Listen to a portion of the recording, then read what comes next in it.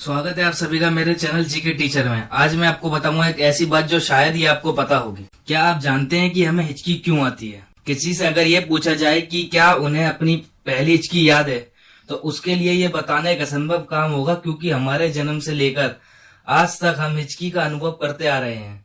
क्या पता ये हमारे गर्भ में रहने के समय से ही हमारे अंदर चलती आ रही है। तो फिर ये एक रहस्य बन गया है कि आखिर क्यों हम हिचकी लेते हैं या आती है।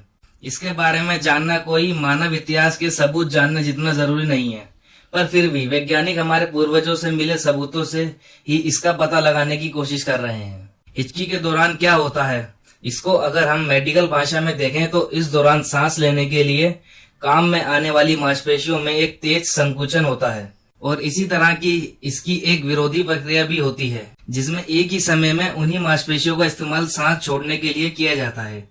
इसमें जीभ का पिछला हिस्सा और मुंह का ऊपरी हिस्सा आगे की ओर बढ़ता है, जिसकी वजह से हमारे वोकल कॉर्ड्स एक झटके से बंद हो जाते हैं।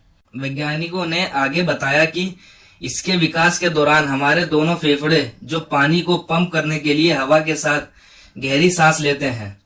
यूनिवर्सिटी ऑफ शिकागो के मुताबिक मनुष्यों में हिचकी आने को एक अन्य सबूत के हिसाब से भी देखा जा सकता है।